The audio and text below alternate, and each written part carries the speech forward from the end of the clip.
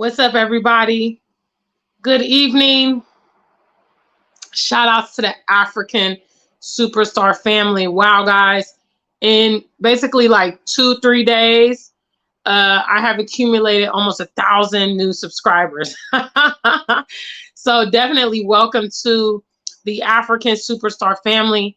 I'm very happy to have all of you here, and I hope you will enjoy my content, which is largely about the continent, Pan-African, pro-Black mantra, diasporian, Black American, African migrants. I try to kind of address all areas of the diaspora.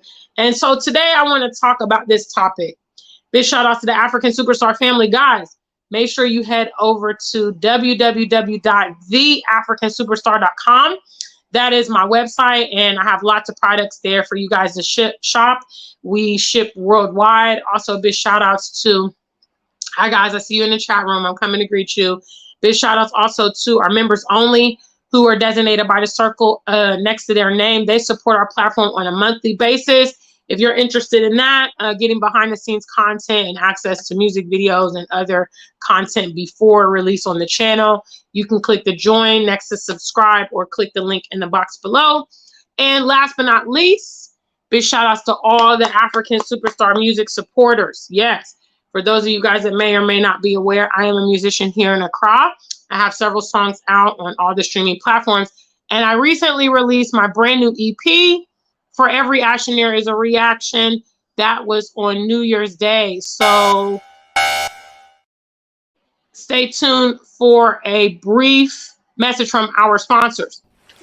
Ladies and gentlemen, the one and only African Superstar proudly presents the release of her first EP entitled For Every Action There Is a Reaction, as well as this music video, which is available here on YouTube for the title track.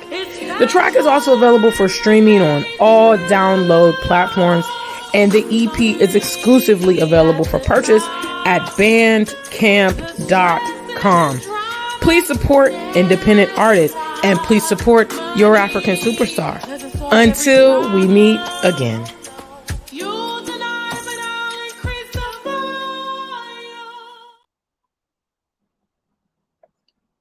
All right, guys, big shout outs to you guys. Thank you so much for being here. Let me just see who's already in the chat room quickly before I jump into this topic. What's up, family? What's up? We got Brown Coat Blue, Reggae Roots Girl, shout outs. What's up, Isesa, WM West Africa, AQ, Sarah, big shout outs to you. Yes, moderators, everybody with a wrench, do like Sarah, keep up on the like count.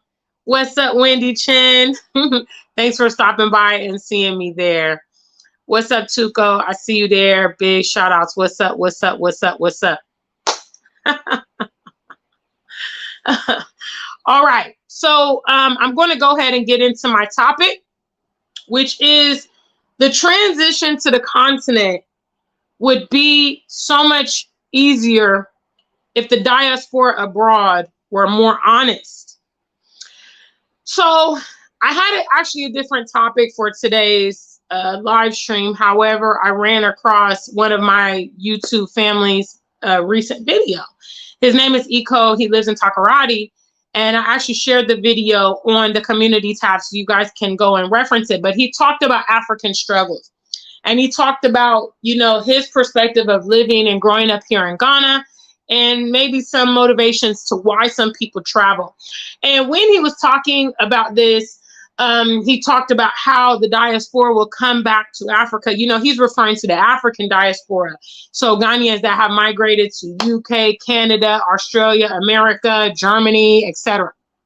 And he talked about how when they come back, you know, they're able to progress in life. They're buying lands, they're building houses, they're able to invest in Ghana. And, you know, him being here, he feels a bit like he's missing out, or he feels like he's behind the 8 ball because he sees these Borgas, as we call them, and they're moving forward, you know. So I want to talk about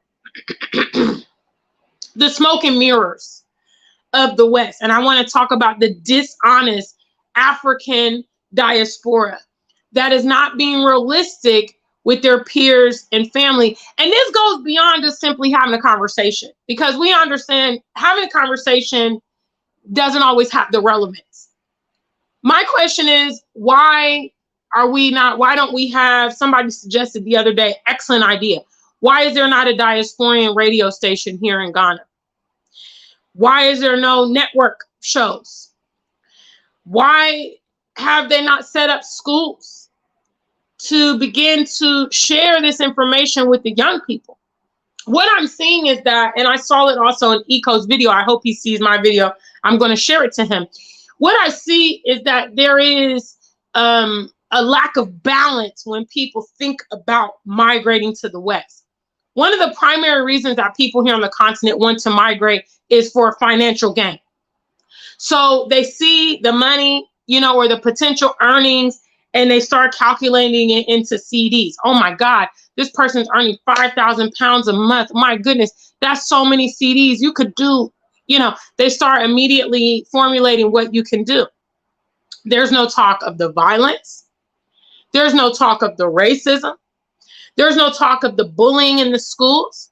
There's no talk about politics. There's no talk about the chemically modified foods. None of this stuff. You know, it's as if the African diaspora is mum on it. They might say, hey, Charlie, you know, he's your... That's what they're telling their peers about being outside, while simultaneously providing this image that they have really made it. And one of the things I tell some continentals is, think about it. Okay, think about it logically. If these people from abroad were rich, why would they go through the trouble of building houses in Ghana? Why would they only flex in Ghana? Why wouldn't they want to build the house where they live? Why aren't they the big men and women where they live? You know, part of the reason they're able to even enterprise back here in Ghana, and that's even getting more and more challenging, is because of the currency exchange. Because the money that they're earning abroad is not really anything abroad. And even when you look at this, you know, back to the continent movement, you will see that it is spearheaded by the diaspora that has been born and raised outside. You know, how many Ghanaians born and raised in Ghana are here saying, hey guys, it's time to go back to Ghana. Let's build our nation. Let's do this. Let's do that. Part of the issue with the diaspora is when they move, their intentions are to settle outside. You know, I've heard more than one African person tell me, yeah, I have no intentions of moving back. I mean, even when I moved to Ghana, they acted like it was just so impossible for me to live in Ghana. They just couldn't fathom, well, you know, how long are you going to be there? Somebody just texted me yesterday and said, oh, so, you know, when are you back in the UK? And I'm like, I come to the UK sparingly. I don't got to be there because I live elsewhere. And I'm surely not coming. They just got a fresh batch of snow in the UK yesterday. And I was like, yeah, no, definitely not needing to be there. The unfortunate thing that the diaspora is encountering, those of us that are moving to the continent, you know, some people have romanticized it in their mind that when they come here, it's going to literally be like the inverse of coming to America. And it's going to be like, oh my gosh, you know, you guys are here, welcome back. And there's going to be, you know, maybe some kind of transitional things there to help us move along. And that's not the reality. And when we actually come here, instead of being able to partner with people here on the continent, it's like, oh, great, you're here. I'm plugged in here. Let's unite and do the dream team. They're trying to go to the West while you're trying to come and edify the continent. And it's detrimental, you know? And I believe that a lot of this has to do with how dishonest the diaspora is being about life in the West. I don't know if they're just wanting to ignore everything, you know, if it's because of the expectations from their family and friends that they don't want to be honest about what's going on, or if they think it doesn't pertain to them. I have a social media manager. His name is Cyril.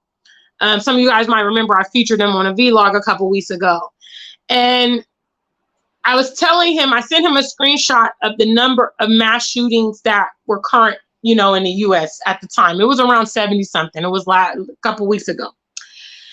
And he said to me, and it was very profound, he said, Gina, I never hear about any of this. I never hear about any of this. He said, I know that Rihanna's pregnant with her second child, but I never hear about any shootings. And that's part of the reason that when we as a diaspora come here and we start having conversations to the Continentals about police brutality, we start talking to them about the gun violence, we start talking to them about the racism, they disregard our accounts because they're not having any formal introduction to this stuff. The only stuff that they're seeing is things that have gotten so blown out of control. So it's safe to say that for many Ghanaians living here on the continent, George Floyd was the very first instant they heard about police brutality in America. And that's only because it got to the point where there were riots and it got so massive and it became international news. But what goes on a daily basis, they have no idea, you know? And it's crazy to me because it would explain why they are eager here to go there. They literally see their friends coming back with thousands of pounds or dollars. Their friends aren't saying, hey, man, I work 7 days a week. You know, I work 16-hour days. I live in a dilapidated, you know, old, outdated house. Shout out to everybody from the East Coast. I know how a lot of y'all live in them apartments in New York and New Jersey. They're so expensive, and they were built like in the 70s and the 80s. I remember the first time I went to Maryland, and I went with a group of my Cameroonian friends, and we went to this, you know, old apartment complex, and I was thinking like, dang. And when my friend told me how much money they had to pay for that stuff, I was like, wow.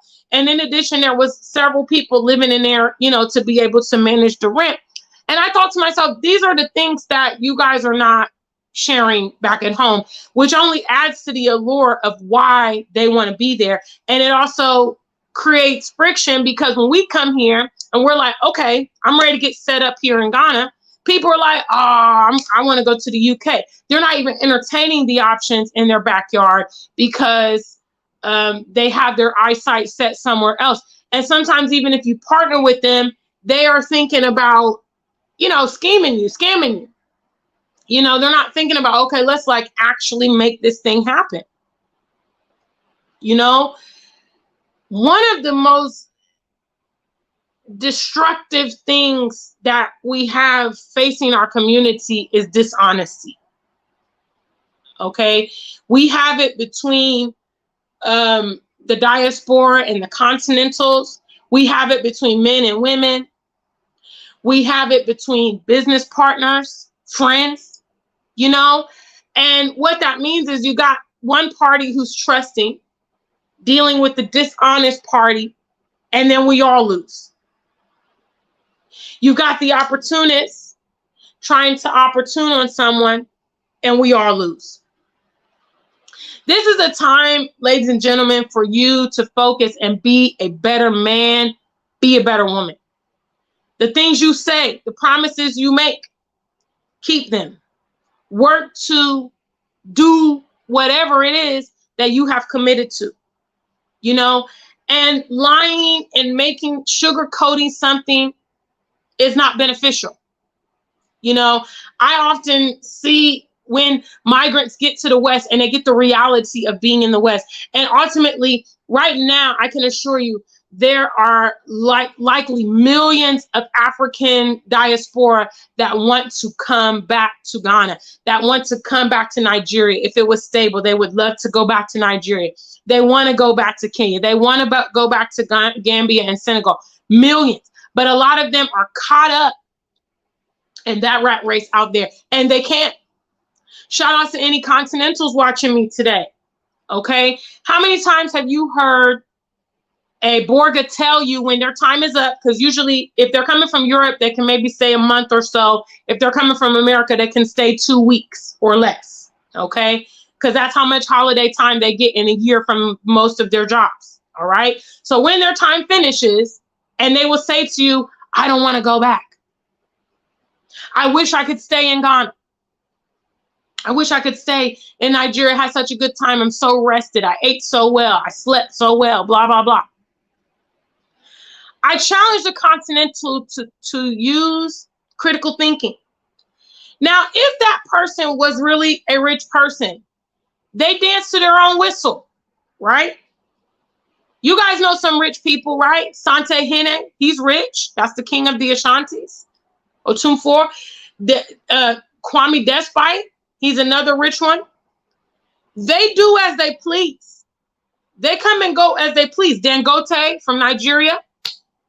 Okay. There's nothing like, oh, I wish I could do this, but I can't. No, that's not how rich people operate. Rich people have the law of the land. They can do whatever they want to do. A lot of your peers, this is the heartbreaking thing that Continentals must hear. A lot of them are being dishonest to you. A lot of them don't have the courage to tell you the things that I'm telling you today. Okay, they're painting a picture. Some of them, they've been flexed on in the past by other Borgas. Okay, and so now it's their turn, so they also want to flex, even though it's not true. You know, some of you guys, you've lost your girlfriends or boyfriends to people that have traveled abroad. So now it's your turn. But I'm here to tell you that all that glitters is not gold. Okay, a lot of what makes the West look appetizing is marketing. And if you actually want to know what it's like, then you will stop disregarding the warnings from diaspora that's born and raised in these countries and have been there multiple generations. Okay, if your homeboy just migrated to Italy 3 weeks ago, he's not the expert on Europe. You know, if your uncle's been in Atlanta for 3 years and you're talking to a diasporan in your face in Ghana who's lived in America their whole life and they're 40, 56 years old, who has the realm of experience enough? You see, because a lot of times it takes a while for you to understand that the system is built up against you, for you to understand that house always wins, for you to turn your wheels a bit, for you to invest time, for you to waste time going to school and buying the house and getting into credit card debt, for you to realize, oh my God, I'm now anchored into this place. They've lured me in with these promises and now I'm stuck.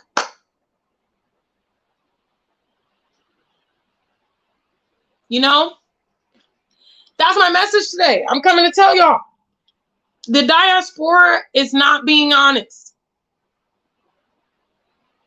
Okay, the diaspora, the African diaspora, you know, they are minimalizing what it's like out there.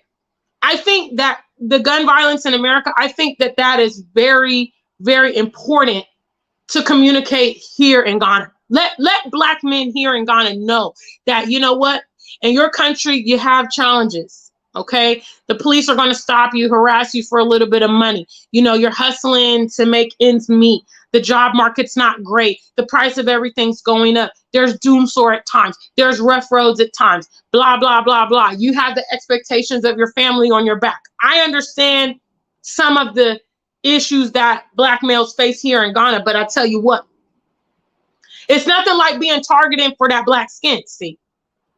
It's nothing like having an encounter with a random officer that you don't know that escalates into something you never foresaw. It's nothing like being a slave and spending every waking minute of your life working, okay? No time for family, no time for friends, and paying bills, spending all those US dollars that you were ready to get and earn back into the system. You think free schools, big shout out to Zoo and Shayna, she jumped in front of it. I'm gonna start shout outs in a minute.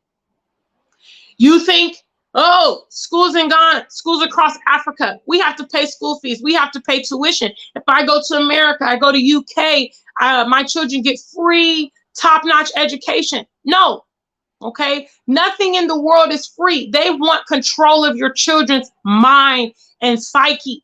Okay, they're doing precisely what we refuse to do as a people, which is start imputing their values into our children when they are young.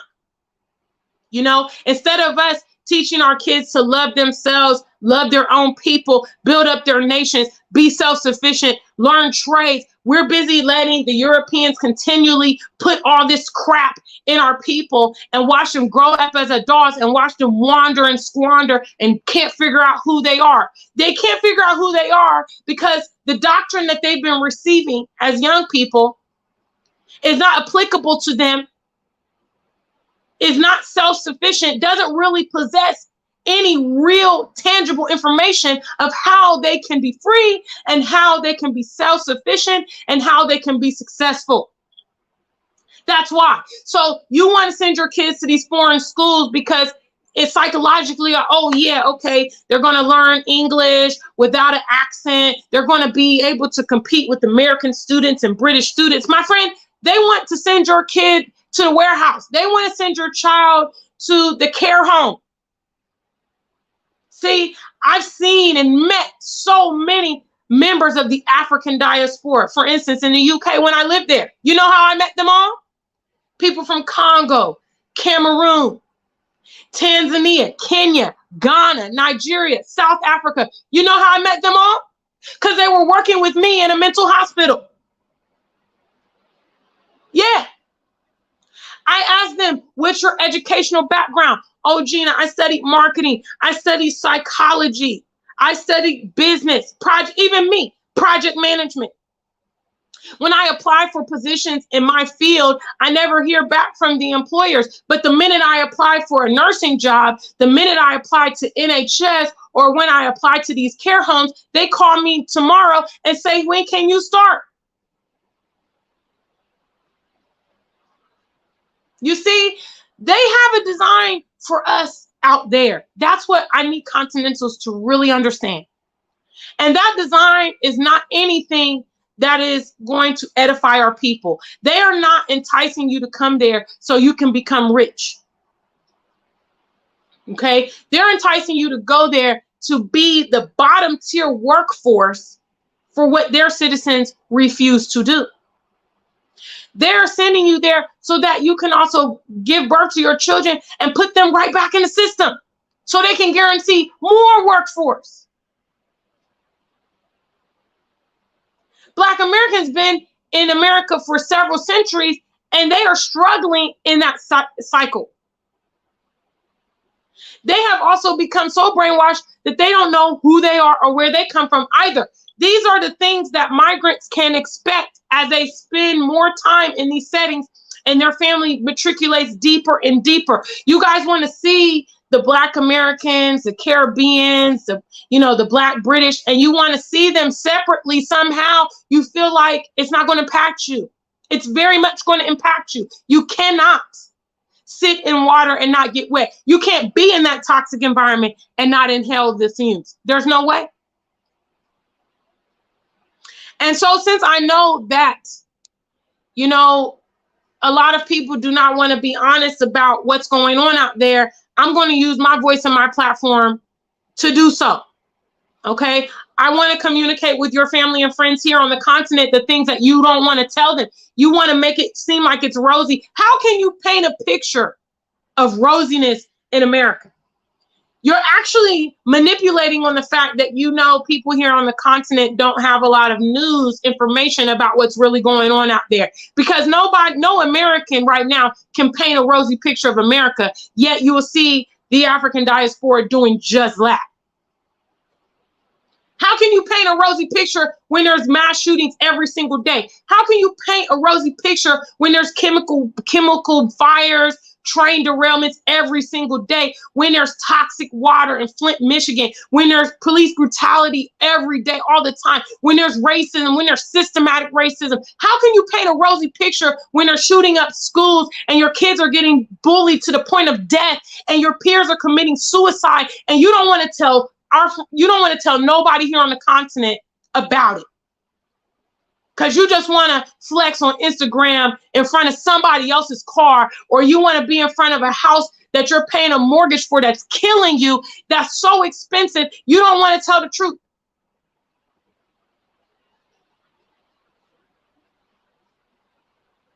You know, when I saw Eco's video today, I felt so bad for him, but I understand where he's coming from, because from his perspective, he feels like, man, did I make the right decision by staying in Ghana?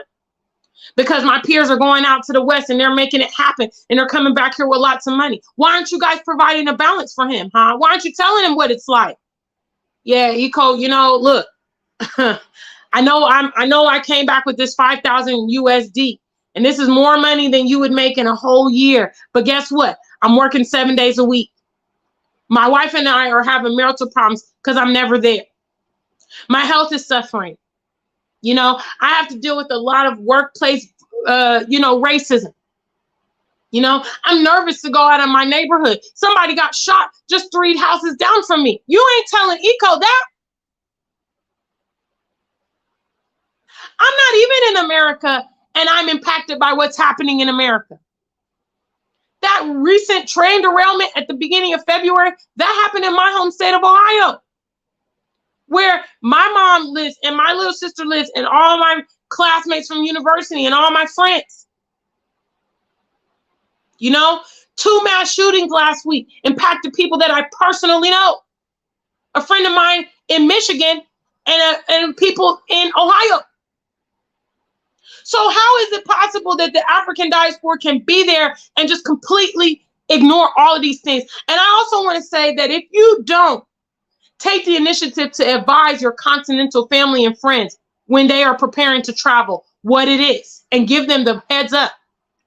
If something happens to them, that's blood on your hands. If you truly love anyone, the way, for instance, I love my people, all y'all. Okay, I love the whole diaspora. You guys might have your, them Black Americans and Black British and, the Caribbeans are like this. For me, I understand. I already understand we go in the same pot. So I love all y'all. And that's why I take all my time and energy doing what I do. Because I don't want no blood on my hands. I don't want the fact that I have real, actual knowledge and I don't want to convey it out there. And then you meet your fate. And that maybe I could have prevented it. The African diaspora should be advising continentals, hey, look, when you get here, this is exactly what you need to do. Okay? First of all, before you come here, you come with your game plan. You say you want to invest in Ghana, how much money are you needing to do what you want to do? Okay? Don't get a mortgage. Don't get an expensive car. Save your money. Live modestly.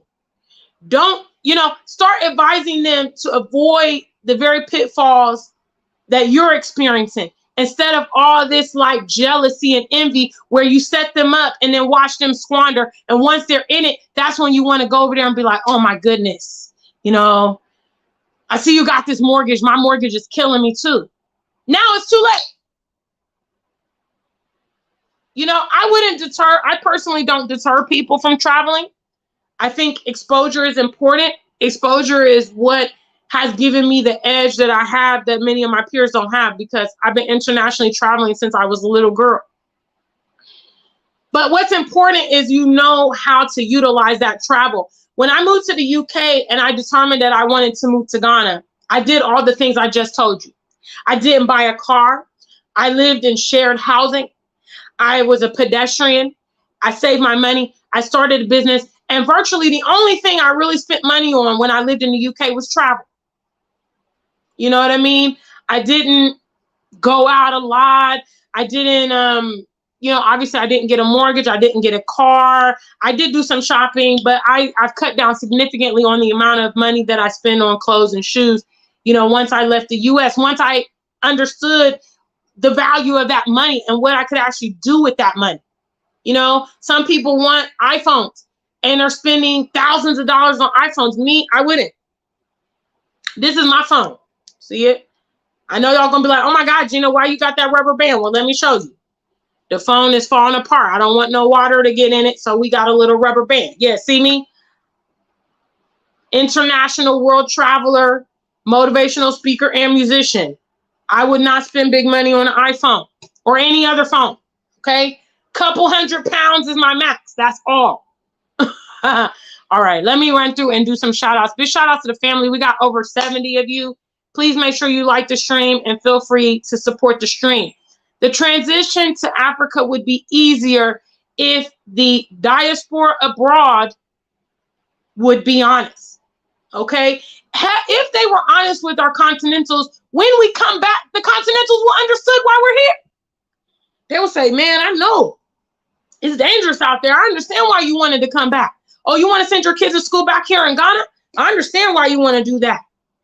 Because I heard about them school shootings. Damn, y'all had 20 school shootings last month. I wouldn't want to send little Abina or, you know, Fatima or Kwame to school in those pretenses either. You know, maybe, you know, continentals will start appreciating their home more if they knew what was really happening out there. You know, I've never met a continental that says, oh, yeah, I want to go to Syria. I'm just dying to go to Saudi Arabia. South Korea is the place to be. No, you know, they've learned a little bit or enough to know, ooh, that's not a place I want to go.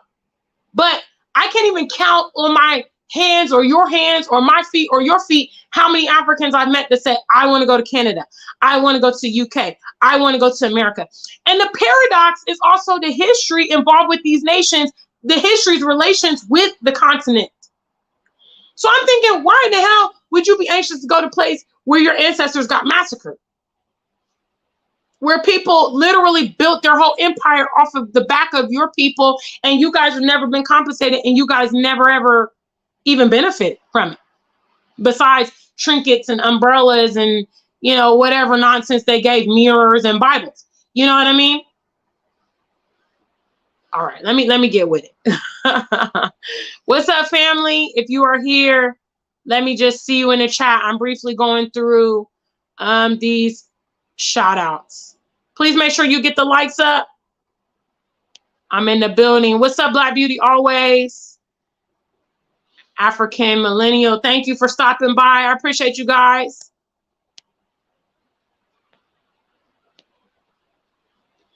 African Millennial, she says it's almost impossible to come back within 5 years. It takes years to get permits or move forward and work. When I actually talked to Continentals, okay, I did actually a live stream a few months ago about a Bolt driver that I met here, which is like one of the driving services like Uber, Bolt, Yango. Those are our services here in Ghana. And I met a young man and he said, I want to just go to the US and make $100,000 in 2 years and come back. So that's literally the cognitive dissonance. People here on the continent literally think it's raining money in America. You know, I didn't even have time to pop his bubble and let him know, you know, the average American may not even be making like $20,000 a year. Yet you think you're going to come there as, like African Millennial said, you might not have your permit, you might not have your immigration worked out and all this kind of stuff. And furthermore, you're going through the culture shock. You don't know the demographics. You don't know a lot of people, how to take the train, the bus, everything. You got it. Literally, you're starting over from scratch. But this man believed, yeah, I can make 100,000 in 2 years. Even if I could make 100,000 in 2 years, I'll probably go back to the US. I don't even think I've made probably 100,000 my whole life. And I've been working, you know, over 15 years. You know, if I average what I make out after tax, you know, I mean, bruh. Big shout outs to the family. Zoo and Shayna's in the building. Superstar Bella is with us. What's up, Tana Rich? I see you there. Adi Etisang. Yes. Yes. And actually, I'm going to do another live stream because the visa process has become extremely easy in the last couple years. I mean, they're literally, you know, soliciting Ghanaian nurses and stuff like that to go to Canada, to go to UK. There's billboards all over Central Accra, you know, start school here in Ghana, finish in the UK, you know, and I've had a couple friends, because I'd say since I got here in 2020, I know at least 10 people personally between me and, you know, other friends that have traveled, you know, gone to Germany, gone to Canada, gone to the UK, you know, and it's like, wow. Getting a visa used to be a much more difficult process. they are soliciting you guys here on the continent to leave. Why is that? Well, because people that are, grew up in the West are trying to get the hell out, and they need people to replace it, and they want it to be you. And ain't gonna be no coming for 2 years and coming back to Ghana. No, once you get out there, you may not even come back until you're in the corpse. Okay? Everybody who leaves here, a lot of them, they all say the same things to me. Yeah, I don't want to stay outside. I just want to hustle and get money. The house always wins, fam. You're not getting there and getting it for free. The white man has never done business fair with you. Just think about it. Okay? The white man has never, ever, ever done business fair with you in our whole entire interaction with them. What makes you think that you're going to go to their land and capitalize, get the resources, and come back here? For those of us that have managed to come to the continent, we have had to toil and struggle to do it. Okay? It has taken great, immense effort for us to break out of that system and try to come here. And even the longevity of diaspora staying here, because sometimes, the ties that they have, either family or financial reasons or illnesses, will take them straight back to the West. Okay? Getting out is not easy to do. You need to know that when you're planning on getting in. If you're planning on getting in, you must have a very strategic way of dealing with it, and you must be very disciplined. Okay? Everything that they try to sell you and get you roped into when you get there, the mortgage, the car, the phones, the credit cards, the designer clothes, all these things, you're going to have to exercise self-control, because America is one of the, huge consumer nations. They want you to spend the majority of your income in these various things. They don't want you to save. The average American doesn't even have 6 months of savings. Okay? When they lose their job, they immediately start going through hard times. They immediately can't afford the house rent or the mortgage. Their cars start getting repoed couple months. Okay? That's part of the working, system there, see? Because the more money you have, you can decide, oh, yeah, I'm not going to go to work. Or you know what? I'm going to quit that job. I don't really need it. They need you to understand that I got to go to work every day. If I don't go to work every day, I can't keep my life functioning. All the more is that the people that are trying to enterprise here on the continent, we don't have unlimited resources. We have to work really hard to get those resources. So please be a better man, be a better woman. Don't be trying to scam us. There may be a way for us to do a mutual business where you benefit and I benefit. But if you scam, it's only going to cause a lot more problems. Okay? Whatever you scammed is just a short lick. It's not going to last you for a long time. And now you've created distrust from someone who could have helped you, and maybe other people that could have helped you. Because then that diaspora is going to do what? Get here on YouTube, go on social media and say, oh my goodness, I went to Ghana and they scammed me. I tried to buy land and they cheated me. I met this guy online and he just wanted me for papers. We all, as a people, need to strive to be better men and women. Be men and women of our word. The dishonesty is crippling our communities. We can do a lot if we actually work together, and we actually work together. But because of that distrust, people are leery about getting involved with each other, because they're like, is this person really going to deliver what they promise? Big shout outs to the African Superstar family. What's up, Tana Rich? I see you there. Isesa says it's really sad because it's romanticized here in the States. And this is a very good point. Continentals do not understand race constructs at all. I once had a good friend of mine who is a lifeguard here, because you guys may or may not know, when I came to Ghana, I have a skin condition and the sun really heals it. So I try to spend a lot of time outside, time at the pool and everything. So when I came here, I literally went to the pool like every day for like 9 months straight. I met a lifeguard there, and he was telling me how, if he was a lifeguard in America, he'd be making so much more money. And, he would go to the Olympics and all this kind of stuff. And I told him, I said, how many Black people do you see in the echelons you're talking about? Because race is a block in every freaking industry in the West. You know, people here, they literally just think I'm going to get in, and based on my own, you know, ambition and my own merit, I'm going to go up because I'm a hard worker and I'm smart and I'm reliable and blah, blah, blah. That stuff doesn't even matter. Race can block you from everything. You know, and these anomalies that you see at the top of the totem pole, because that's another part of the smoke and mirrors, is you have these Black celebrities, right? And they're rich and they're like, oh, wow. You know, a lot of Continentals will be rooting for these Black American stars, these Black British stars. A lot of these stars, they are literally anomalies, okay? They basically allow one or two to escalate so that you feel it's feasible. So all the Black people in the world can be looking up to Barack Obama, or looking up to, you know, Kanye West, or looking up to Jay-Z. But if you actually think about the population, it's not even measurable, because you literally have millions of Black people for the sprinkling of those that were able to get through. And there's no coincidence that those that were able to get through are also sellouts. You know, they're promoting things that are detrimental to our community. They are practicing things that are detrimental to our community, alternative lifestyles, and or they are interracially dating, giving their wealth and everything to someone else. I guarantee if you take that checklist and look up to your favorite stars, okay, 8 out of 10, 9 out of 10 are going to tick 1 or 2 or more.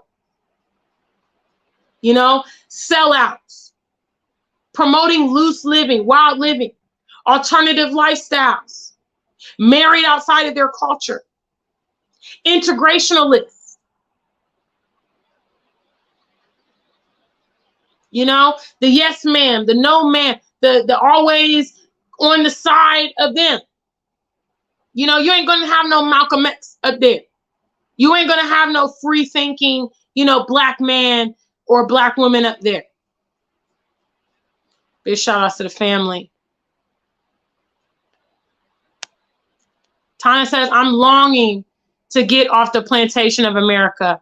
Quanisha, I see you there, sweetheart. Thank you so much. Big shout outs. Big shout out. Saudia is from Ohio. Thank you. That's my home state. Good to see you. Thank you so much. Debbie says, I can't remember the YouTuber, but he showed the African Skid Row in LA and he didn't believe it. They literally, guys, and this is what else I need to say to the diaspora, okay? To the American diaspora, okay, coming here to the continent. Please be patient with your continental brothers and sisters. You're coming over here because you've gotten to where you are at this point of your life. Some of you are in your 30s, 40s, 50s, 60s, and you finally got to the conclusion that you need to relocate or you're fulfilling your dreams to coming to the continent. Do not come here and be impatient with our peers. Realize that they literally don't know. You know, what we have been experiencing for decades in America, they may not have ever even seen it or heard of it. Their vision and perspective of the West is vastly different from our reality of living there.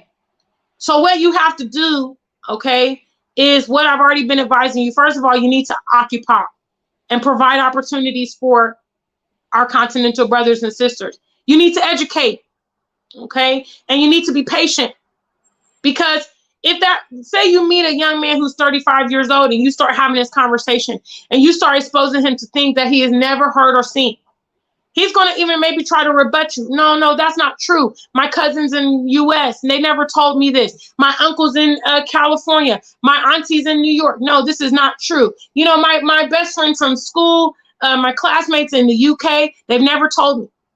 Okay? They're going to try to reject this stuff because it's new. But your approach can be the difference. You see, I am very mindful of how I communicate these things to my peers here, because I understand that literally I may be the very first person having this conversation. And that's kind of the visual I want to give to the diaspora that's coming here to the continent.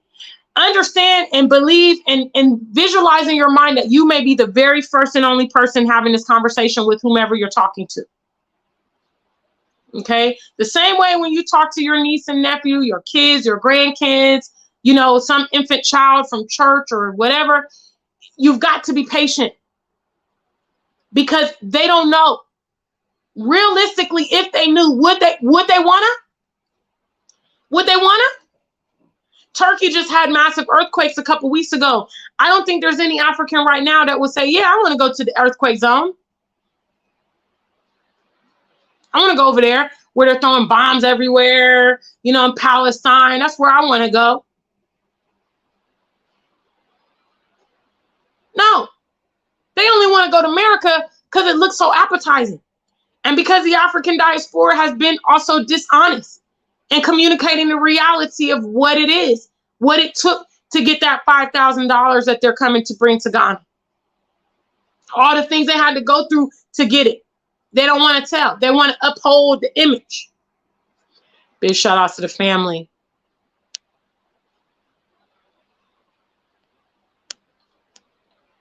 Addie says, we Ghanaians want to leave because getting access to the basics seems hard and cost of living here very expensive with no jobs. People I know earn 750 cedis a month. How long till you can buy a land? Well, my dear,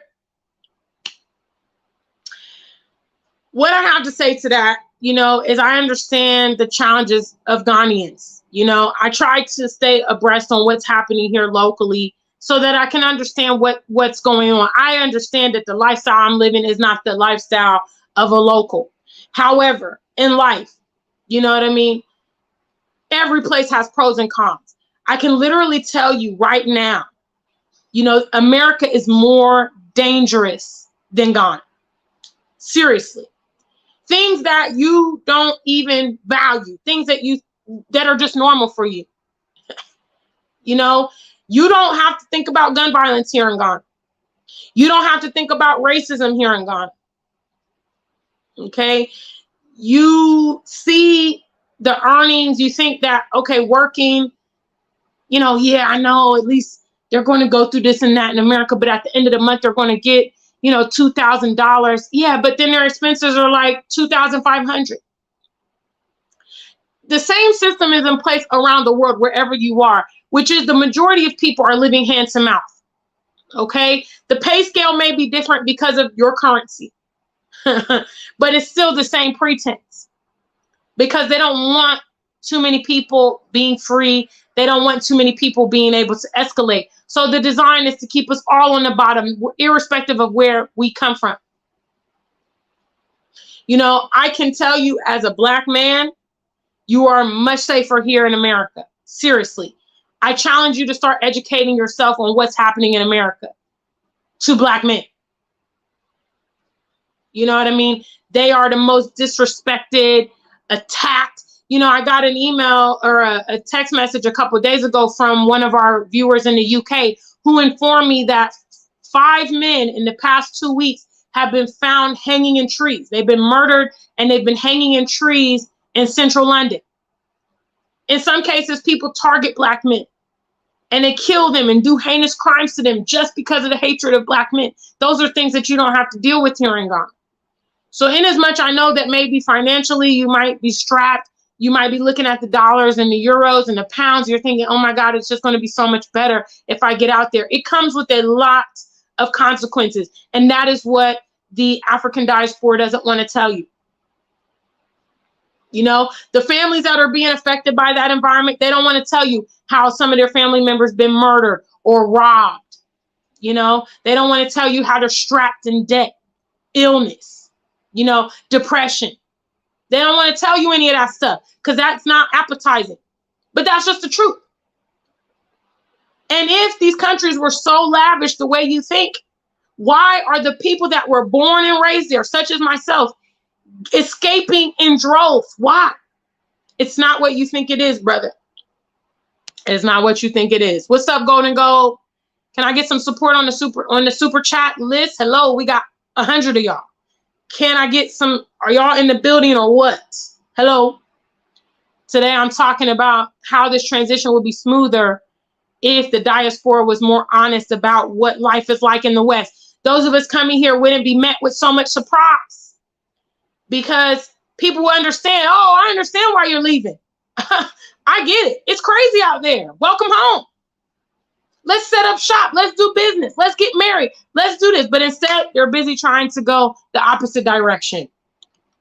What's up? What's up, bitch? Make sure you guys hit the likes.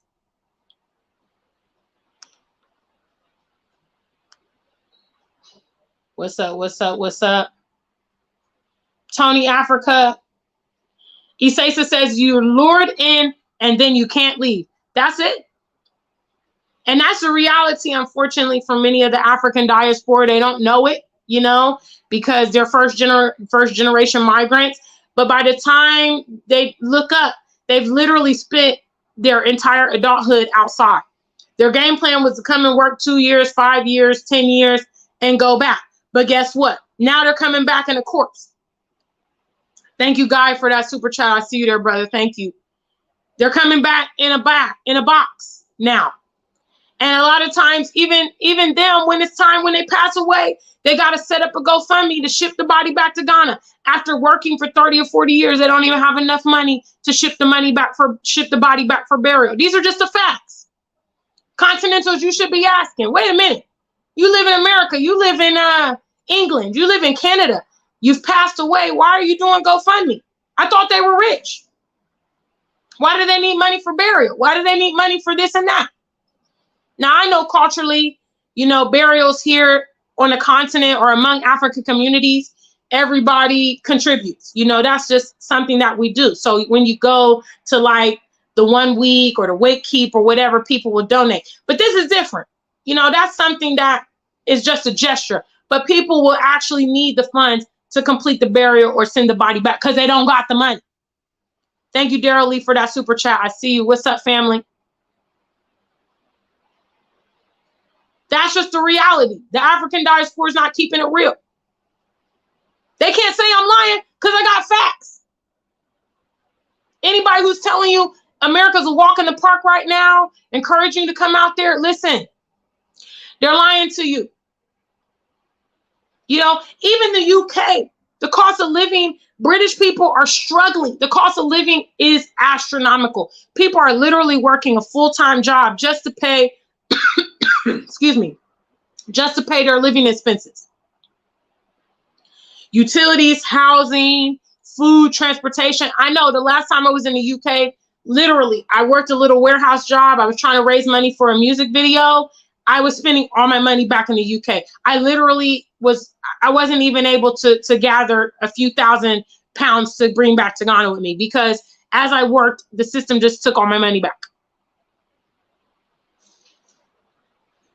You know, if, for instance, Ghanaians were able to execute this, oh, I want to go for 2 years and 5 years and just come back, why wouldn't they be back by now? Why are they gone 10, 20, 30, 40 years? Why? Ask yourself.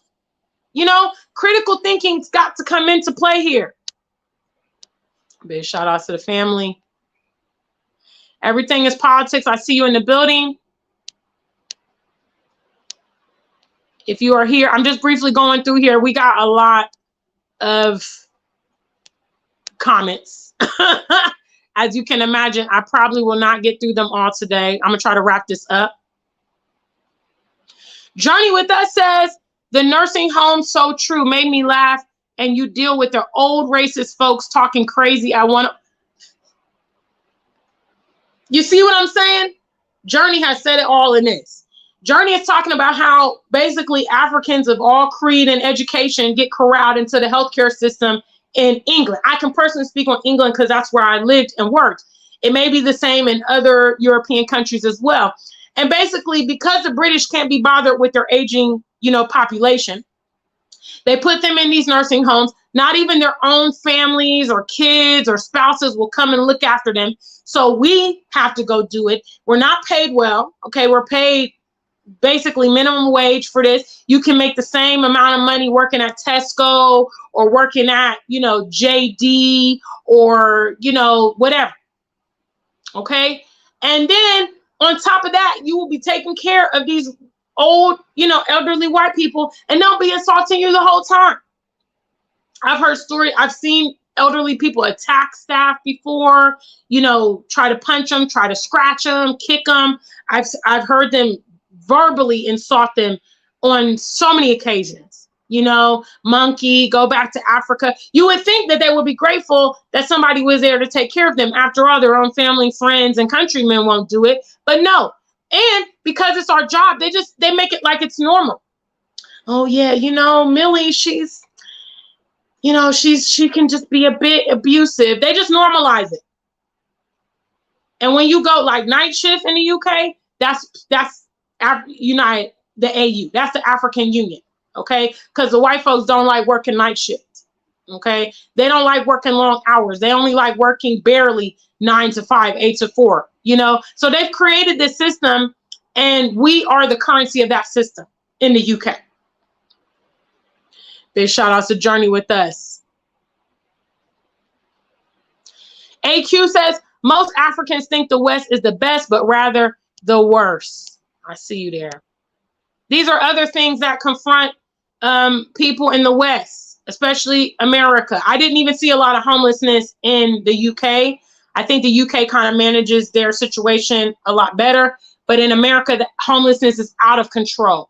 I would challenge any of my continental viewers, go look up everything that Isesa has mentioned. Homelessness in America. All you got to do, go to YouTube. Even if you don't like reading articles or stuff like that, go to YouTube. There are lots of documentaries that showcase the exorbitant homelessness in America. Jim Crow, which is basically segregation in the South. There's been talk about them bringing back some of those laws and making them valid again. Segregation, poverty, all these things in America. You never seen or heard it, but it's a very real thing. Okay. And all I'm trying to do on this platform is enlighten all areas of the diaspora. Okay. Because I understand, depending on what side you're coming from the coin, your perspective is different. Americans are looking at the continent like, why? Okay. Continentals are like, have their perspective. You know, Caribbeans have their perspective. Europeans have their perspective. And all I'm trying to do is bring it into a nucleus and say, hey, guys, all that glitters ain't gold. Okay. They're trying to pit us against each other and tell stories. But the real valuable ground is right here on the continent. That is where it's really critical. And it's not unusual that most of their ideology is trying to gravitate us away from Africa. Okay? They're trying to pull us away. They're trying to siphon our youth and give, you know, offer them jobs in America. Okay? Those that grow up in America, they make Africa look so undesirable. Even those in the UK, even African migrants, you know, their children, they would deter them and make it seem like Africa's the worst place to go. Or if they tell their parents they want to move back, it's like a big major fight. Everybody's trying to get us to gravitate away from Africa while they are positioning themselves. Okay? A wise person knows to run against the crowd. Wherever the crowd is going, you know what I mean? That's a trend. You need to be looking at other opportunities. The continent is the final plantain, you know, what do they call it? The final frontier. Okay. The fact that many nations are developing, that spells opportunity. Okay. That spells generational wealth. That spells creating the foundation. And for those of you that are continentals and you're like, yeah, Gina, but I don't have capital. Well, then be an honest man or woman and partner up with someone from the diaspora so that both of you can mutually benefit. Trust me, those of us from the diaspora, we need trustworthy connections here on the continent to begin to start our enterprises. You know, both of us need to be honest. Okay, the diaspora, don't come over here to the continent trying to take advantage of people. You know, you're dealing with someone who's very talented. You're dealing with someone who's reliable. Compensate them well. Look after them well. Don't be trying to get services for free. You know your hairdresser's the bomb. You know your nail tech's the bomb. You know your driver, you know, they accommodate you. You know, you're getting access to stuff over here that you couldn't get in England or that you couldn't get in America. So be an honest man or woman. Don't take advantage of them. You know, and I'm asking for the same situation from the continentals. Don't take advantage of the diaspora. I know that you might think that they're rich, and I know that you might think they're privileged, but trust me, we're all dealing with significant challenges wherever we're coming from as Black people globally. So let's do well with each other. If we can't depend on other people, let's be able to depend on ourselves to manifest here. Okay, big shout outs, guys. I know there's so many that I have not been able to touch on. What's up, Renee, TriStar? I see you guys. AQ says rent and mortgage in America is totally insane. People paying $1,600 a month for 1 bedrooms in Maryland. Now, you know, to that Continental, that's like, wow, you're going to make $2,000 a month. That's so many CDs. Imagine you're making $2,000 a month and your rent alone is $1,600 a month. That leaves you with $400 for the whole month. And, you know, even you might say, well, $400 in CDs is great. $400 in CDs is not bad, but $400 in America ain't nothing. That $400 isn't going to get you far at all. Big shout outs, family. Okay, guys. I gotta wrap up. I'm trying to see if I'm missing. I know there's a lot of comments in here, so I'm just trying to big shout outs, Charles Z. I see you in the building. Thank you for stopping by. Amara says the problem, Continentals don't listen when you tell them not going to go to America. They say you don't like them. Well, you know, like I said, there's other ways to begin to impact the Continentals. Having conversations only go so far. Diaspora needs to set up schools here. We need to control curriculums of what the youth are learning. Okay. If a youth is learning about some of the things that go on in America, they're seeing videos. You know, you guys remember we used to see videos in school of maybe the police brutality or the slave trade. You know what I mean? And they're getting an understanding of this when they're young, not when they're full-grown adults and they're having a conversation with one diasporan that they met in Osu. But they have an understanding. I guarantee that would have an impact. Okay? A diasporan news, a radio show, you know, where we start talking to local Ghanaians on the radio about, you know, blah, blah, blah. A network, TV network, where we're reporting, oh, there was another shooting in New York City. We start reporting American news over here on the continent. Who's doing that? There's nobody. You know what I mean?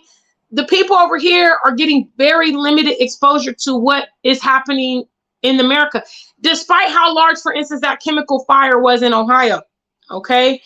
It never hit the news here in Ghana. I've never seen a report from Ghana Web, Joy FM. I haven't heard anything about it from the Ghanaian side. People here don't know what happened, that it happened, unless they're hearing it in different channels. Diasporians, we need to be strategic about making our presence be known. Okay? If you think about the colonizers, for instance, when they came to Africa, they brought 2 things. They brought their churches and they brought schools. Okay. They didn't sit around the bonfire with the chief and tell folk tales. No, they started consciously trying to impact, and they've done very well.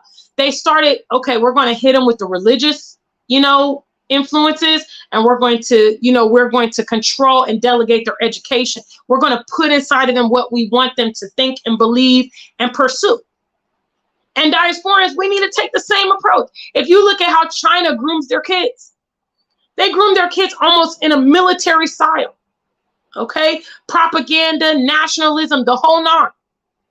Sometimes that's how you got to go to start breaking down the chains. Our people feel so inferior. Why? Because of their education, because of this religion. Okay? Because of the media. That means those are the areas we need to focus on turning things around. So yeah, having the conversation, having the road conversation with your taxi driver or your hairdresser, you know, even them, you might meet with them on many occasions, so you might be able to eventually impact them. But on a larger scale, we need to do this different. Okay, me coming on YouTube is having a different impact than me talking to my taxi driver. Okay, so there needs to be some type of vehicle that the diaspora begins to focus on if we want to actually control the narrative of what Black people experience in America or in the West. You know, nobody's going to tell them that story but us. And that's why largely they have no clue about what's happening outside in the Western world. Their news stations aren't reporting on it. You know, they're not learning it formally in education, you know, and the diaspora is not also being honest. So how exactly will they know? How will I know if he really loves me? Sorry. Big shout outs. All right, guys.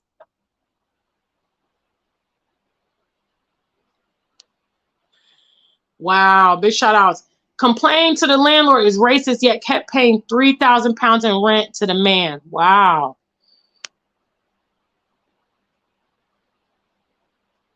Robert says it's weird to want to come here. Well, not if you see the position, man. If you see how they're grooming them up. Okay. Black Beauty always sent me a Cash App. Okay. Big shout outs. What's up? What's up? All right. I appreciate the family.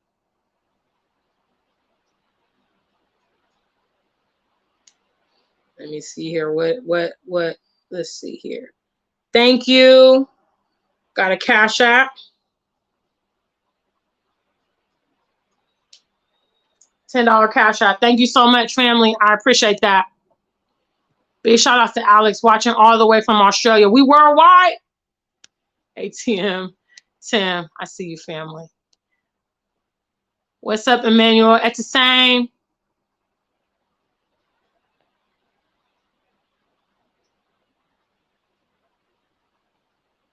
I know I'm not FBA, bro. Why are you on my channel?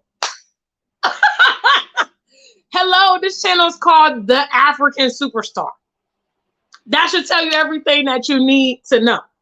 But just to humor you, I did grow up and live in America for like 3 decades. So I definitely can't speak from an American perspective, family. Unbelievable. I tell you all the time, you know what I'm saying? Pan-Africans, we got the juice. You know, we attract everybody. I've already said the continent is the place to be. You know, the continent is the place to be. We got the attention of everybody. Shoshana, big shout out to Shoshana from Uganda. She says America has a great publicist. Big shout outs. What's up, Jim? I see you there. I'm trying so hard to get through this. What's up, family? She Bad says 70% of what you make in the West goes right back into the cost of living. Saudia says the West is a sinking ship of debt, an illusion, one check from being homeless.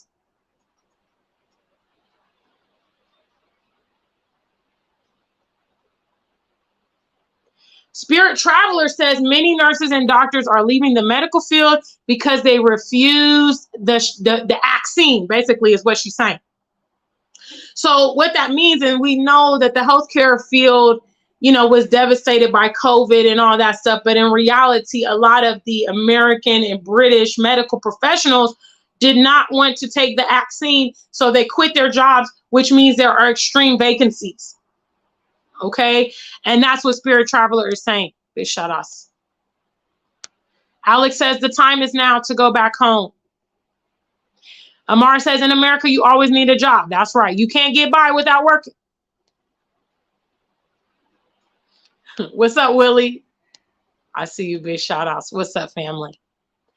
All right. I got to wrap it up. What's up? Big shout outs to our members only. Ajike, I see you there in the building. Make sure you guys like the stream. If you enjoyed this stream, please make your presence be known and leave a comment, like the stream. I'm trying to get through. What's up, family? What's up? All right. Okay, family. What's up, Fitzroy?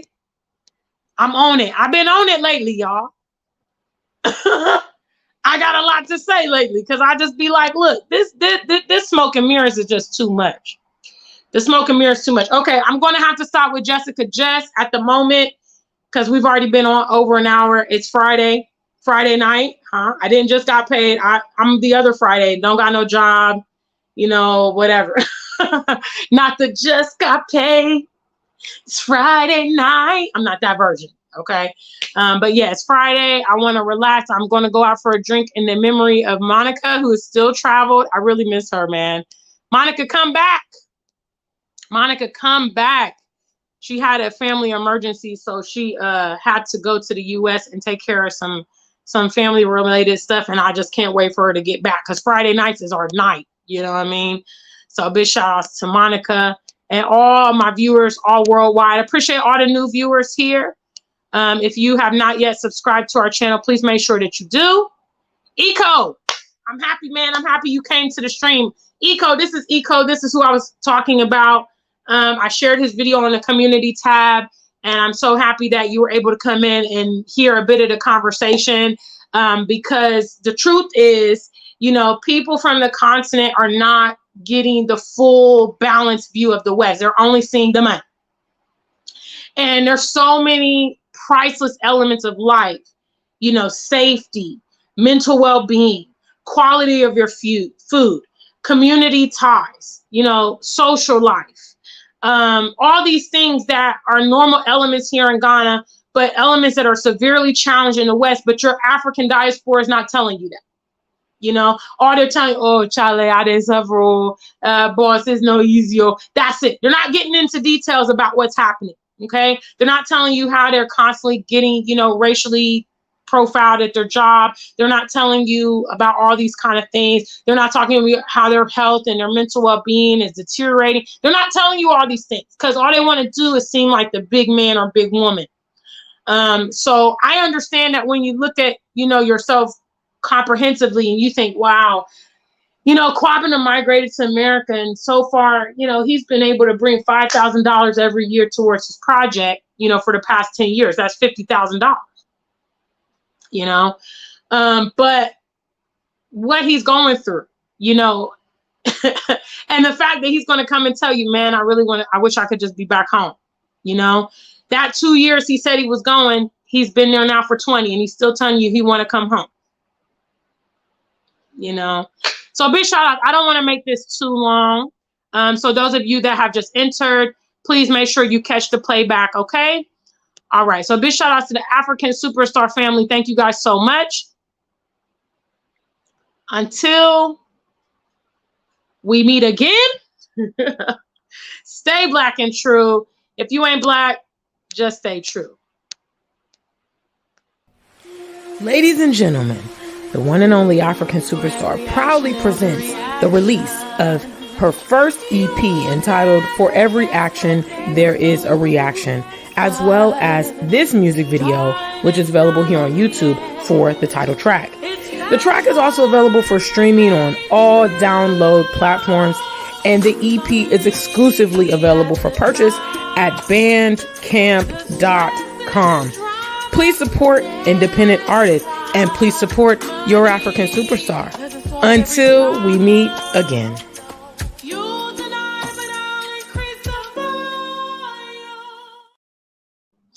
Yes, guys, that's my latest single. For Every Action, There's a Reaction. For those of you guys that didn't know, I'm also a musician here in Ghana. So please make sure you check out my music. I have, 5 official music videos here. I have a playlist on the homepage, so you can actually see those. And then we're going to try to bring out new music real soon. Okay. Yeah. I got a long list. I already shared with the family like a couple weeks ago. I just need to go to the studio and record new tracks. All right, family, I'm out. Until we meet again, stay black and true. If you ain't black, just stay true.